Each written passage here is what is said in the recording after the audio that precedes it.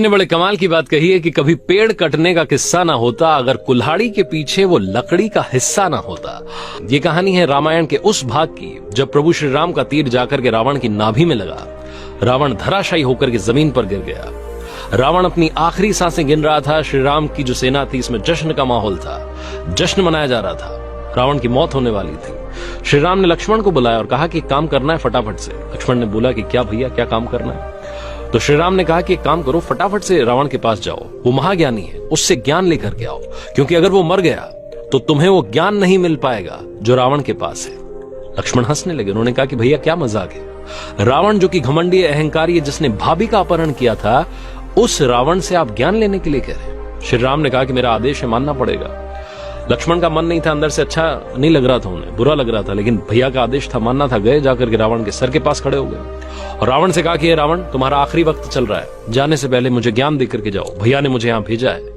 जो लक्ष्मण की आवाज में तुनक थी, जो गुस्सा था, वो रावण को पसंद नहीं आया। रावण ने सर फेर लिया। लक्ष्मण ने जब ये देखा तो उन्हें गुस्सा आ गया। वापस हो गए श्री राम के पास और जाकर के कहा कि भैया पहले ही कहा था वो घमंडी अहंकारी है, उससे क्या ज्ञान मिलेगा?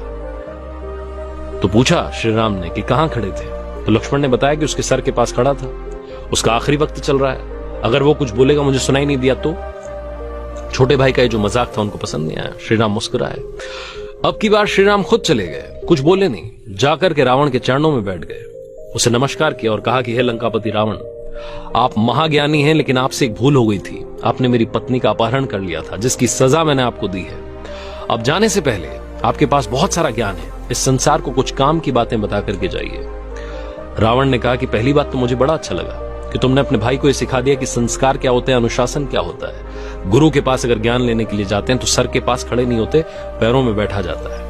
और दूसरी बात, तुम्हारे मेरे बीच में सिर्फ एक अंतर है, जिसकी वजह से आज तुम्हारी जीत हुई है और मेरी हार हुई है। श्री राम ने निवेदन किया कि क्या अंतर है?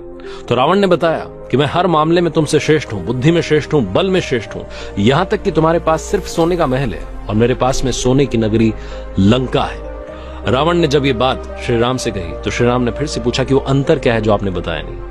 तो रावण ने बताया कि तुम्हारा भाई तुम्हारे साथ खड़ा है, लक्ष्मण आखिरी वक्त तक डटा हुआ है और मेरे भाई ने मेरे साथ धोखा किया।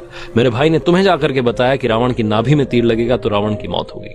अपना मेरे खिलाफ खड़ा है और अपना तुम्हारे साथ खड़ा है। इस दुनिया को बताना कि जिंदगी में जब अपने साथ होते हैं तभी बड़े से बड़ा युद्ध जीता जाता है। ये छोटी सी कहानी, मजेदार कहानी, जिंदगी में बहुत बड़ी बात सिखाती है। लाइफ में अपनों के साथ कर दिखाओ कुछ ऐसा कि दुनिया करना चाहे आपके जैसा।